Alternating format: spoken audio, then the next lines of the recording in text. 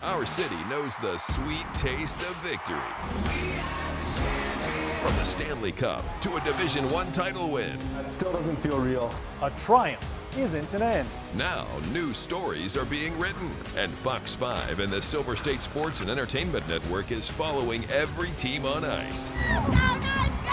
With our UNLV Skating Rebel national champions. It's great for the city, it's great for hockey. How will they defend their title? Let's bring it home! And the Henderson Silver Knights, skating with something to prove while building tomorrow's legends. It's great to be able to teach and grow off a win. Plus, how our youth teams are teaching kids to fly on ice. And what's in store for the new faces of the VGK, including their monsters in the north. The Golden Knights are beefing up their minor leagues with the Night Monsters. These teams, our teams. Where their victories become our victories. Building the future of hockey, one player at a time. Vegas wanted hockey, Vegas got hockey. Covering every team on the ice, this is Hockey in the Desert Weekly. Welcome inside a Thanksgiving edition of Hockey in the Desert Weekly. I'm Vince Sapienza. Before the tryptophan sets in, let's fire home a snapshot of what is in store over the next 30 minutes. We're going to spotlight one of the unsung heroes in the Knights locker room. We'll take a trip down to Henderson and introduce you to the team's fifth captain in franchise history. Plus, I go one-on-one with Skating Rebels assistant coach Nick Raboni. But first, we start with a blue liner turned broadcaster. And if you've been tuning into the Golden Knights pregame shows over the first few weeks of the season, you might have seen a familiar face on the desk, giving his 2 cents prior to puck drop and during the intermissions. Just months after hanging up his skates in Chicago, Alec Martinez is back in Vegas, though no stick, just a suit and a microphone.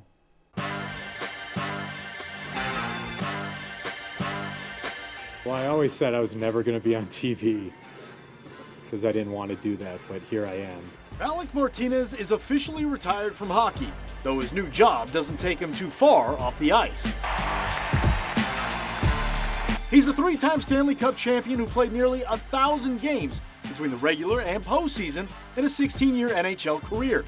Physically, he's given everything he can to the game, but now he believes he can provide something different. It's just an opportunity. I mean, this next year, I kind of just want to be a dad and get my health back. This was an opportunity to kind of do something fun, and when it presented itself, I mean, I get to come to Vegas, see a couple of my buddies, watch some hockey, talk some hockey, have some fun. I mean, it was a pretty easy decision. So I guess we'll find out soon enough whether I'm any good at it. I hope I am, but I might be terrible. Martinez credits his newest teammate, Darren Millard, for opening the door.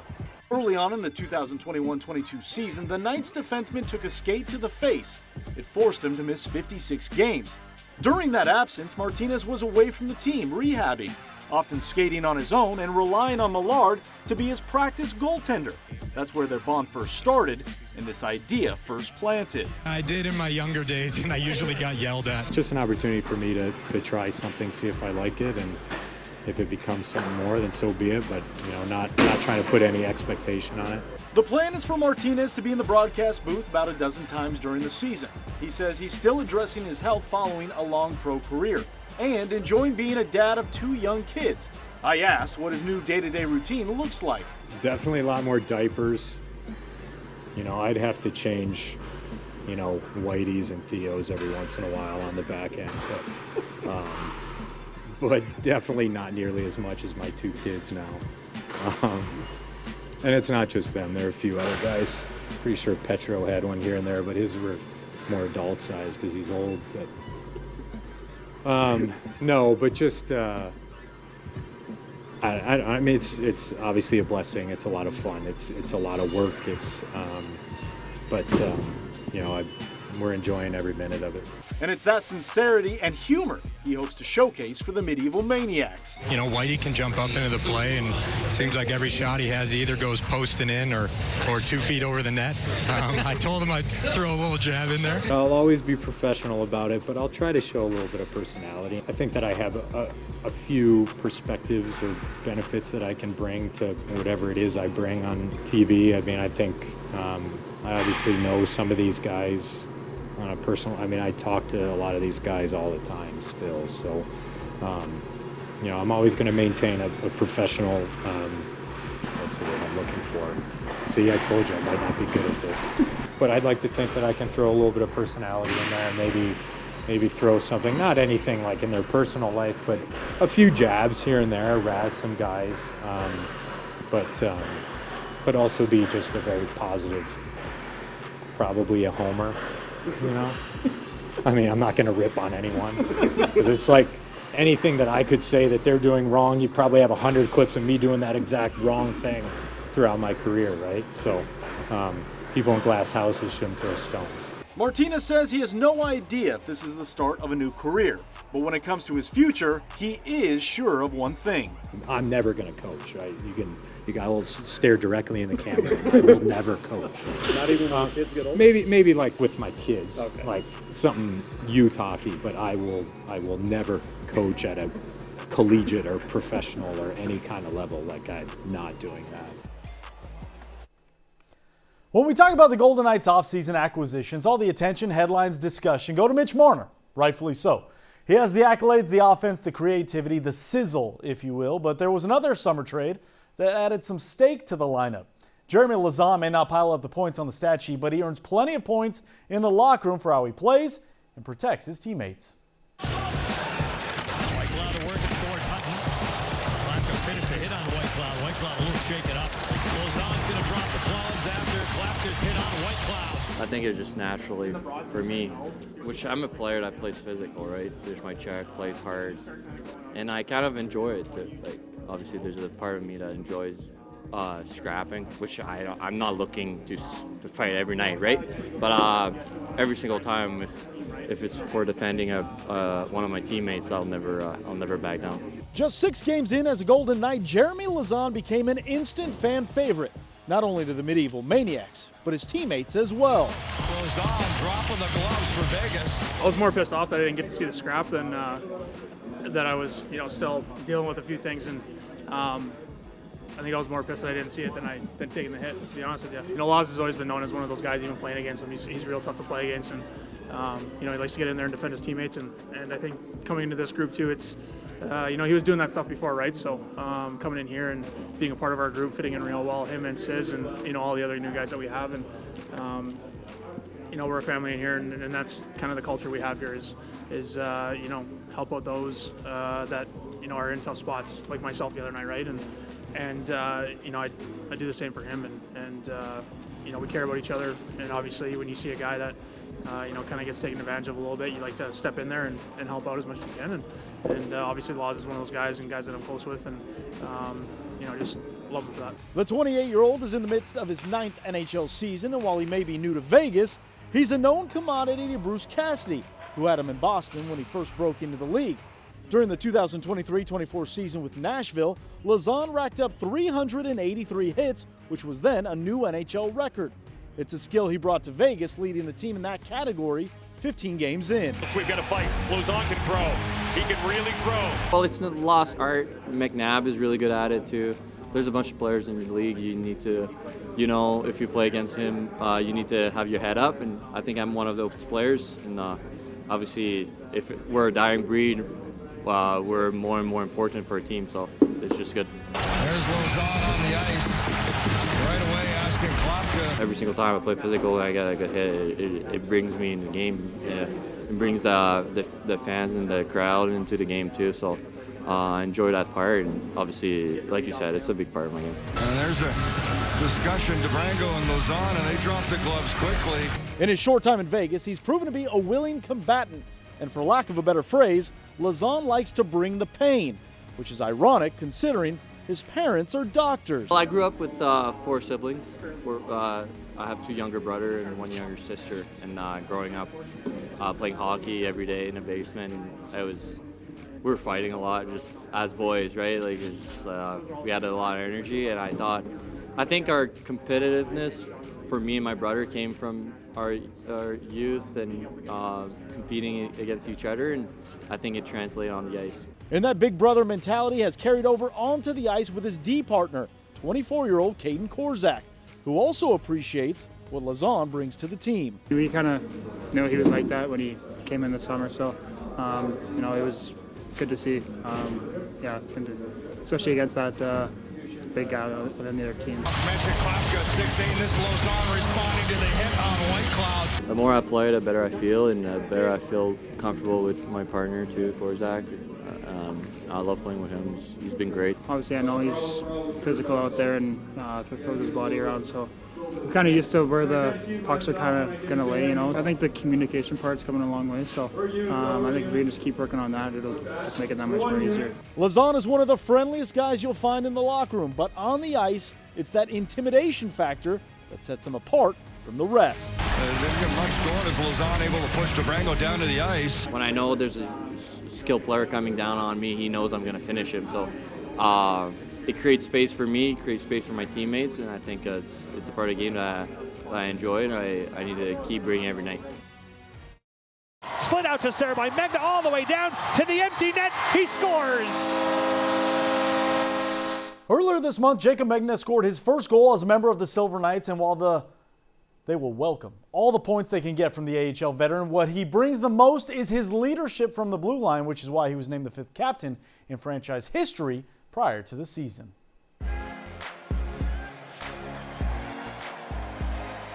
This past June, in front of friends and family, the hometown kid, Jacob Megna, had a dream realized, becoming a Stanley Cup champion. 2 weeks later, on the first day of free agency, Megna signed a 2-year contract with the Golden Knights, marking his second stint with the organization. He was an assistant captain for the Chicago Wolves during the 2019-20 season, which was then the AHL affiliate for Vegas. It feels like a whole new organization, to be honest, minus a couple people, so it's good to have a little bit of familiarity, but like I said, it's like you're coming into a new organization for sure.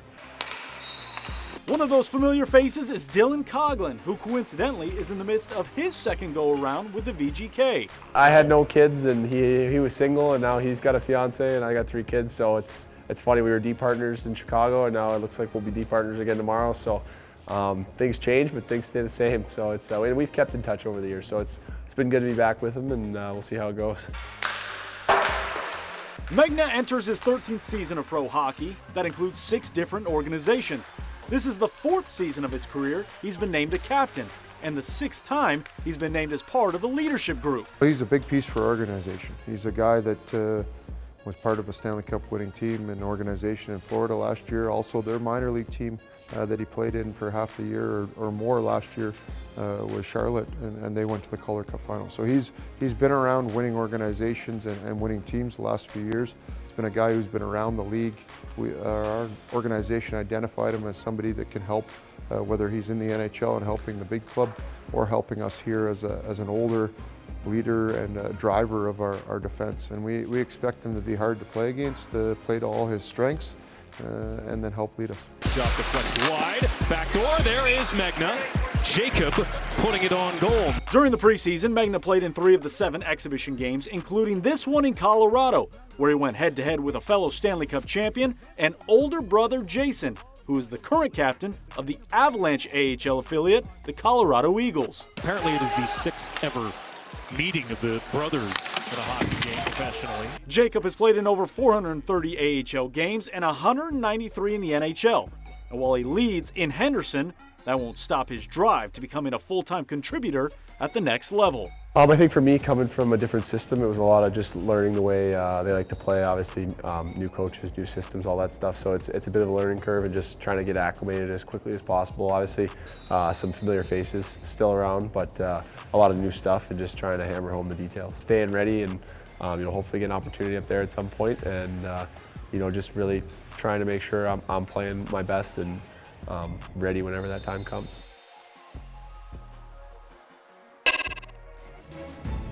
Still ahead here on Hockey in the Desert Weekly, it's time to turn our attention to the Scarlet and Gray. Coming up, I sit down with Skating Rebels assistant coach Nick Raboni, getting his thoughts on the early part of the season for UNLV and the goals they're looking to achieve as they close out 2025.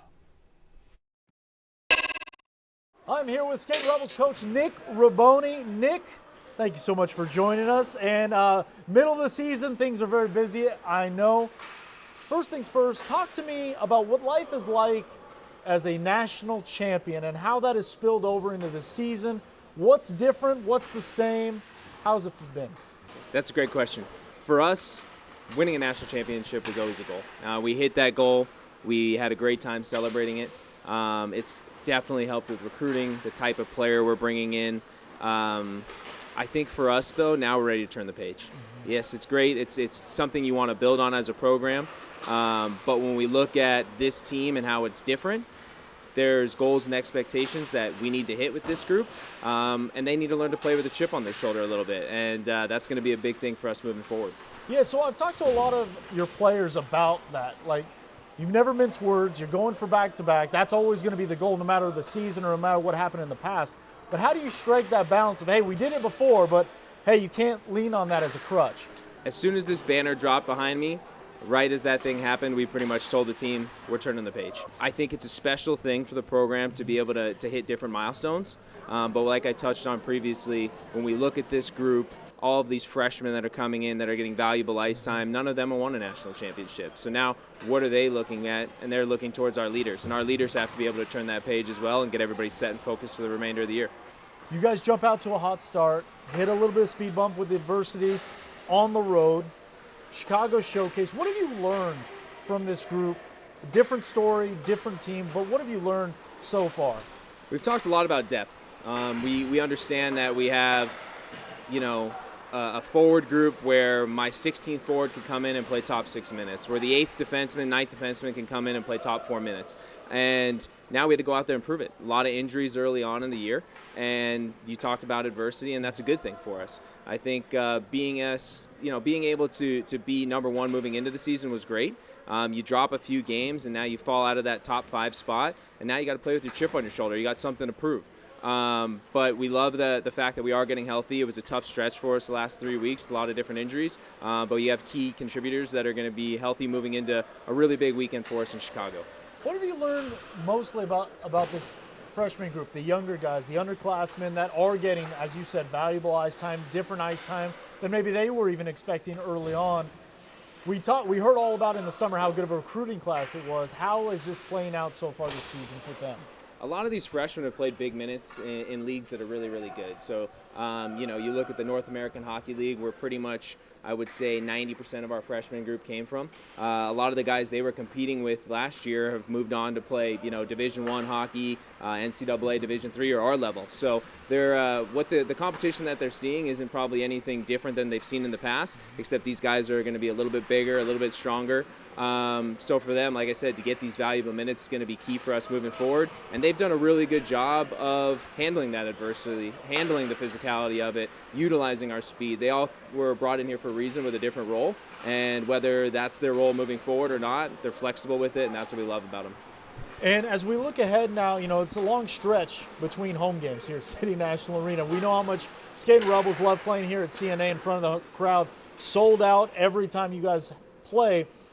But as we look ahead, how pivotal are these games in terms of creating that atmosphere? The fans do a great job, obviously, but for the players on the ice, how important that atmosphere is for them to experience as you push forward and get ready for the spring? That's a great question, and a quote that I heard very beginning of my coaching journey was basically, championships are won on the bus. And I really love that. I think when you go on the road, especially early in the year, it brings the team closer together. For us, that was a big thing for us, playing those Division I games in Anchorage and Denver, and getting on the road and getting all the new faces familiar with old faces. So when you look at winning a national championship, which is ultimately the goal, it's not won here at City National Arena, which is an unbelievable place to play. We love our fans. But when you look at being in St. Louis or wherever our national championships are going to be held, we have to be able to learn to execute and handle business elsewhere. All right, so as much success as you've had early on this season on the ice, you guys are always winning off the ice, and what you guys are doing for the community. You have some very cool events coming up. Obviously, the home games in mid-December are going to be a big part of that, but you're also giving back to the next wave of hopefully Skating Rebels as well coming up. We are. This is our second annual Christmas holiday camp, so we'll say we're very happy with the results from last year. We had probably 100 kids sign up over a 2-day span, so this year is going to be very similar. December 21st and 22nd, it's going to be on ice and off ice, so that each day we'll have an hour of that. We'll have a 10 and 12 and under group, and then a 14 to 16 group that'll be switching each day. We're going to be offering some special holiday jerseys as well that everybody can purchase, which was always a big hit for us. And then we'll be utilizing those jerseys in our final homestand versus Oregon as well. So people will be able to bid on those and whoever their favorite player is. And you were telling me you're also doing a toy drive as well later on this year. We are. The toy drive is going to be both nights. So it's December. The final home games are the 12th and 13th, I believe, and $5 off every ticket for everybody that brings a toy. So we're excited for that as well. Why is that such an important part of this program? Like, it's one thing, you guys are trying to build yourself up. You just won a championship on the ice. You're trying to get to Division I NCAA status. There's a lot of things on your to-do list. Why is that at the top? Community is always number one with this program. Without the community, we have nothing. When we look at giving back, whether it's the elementary schools, toy drives, blood drives, we've done numerous different things to make sure that the community knows that we always have their back, because it pays dividends for us when we play at home here, and this place is rocking at City National Arena. It's not because we have a great marketing team, which we do, but at the end of the day, it really is because we're building a brand. People love our players. They want to get to know them more, and we want to get out in the community as much as possible and really form that relationship. That is Nick Raboni, coach for your reigning, defending national champion Skating Rebels.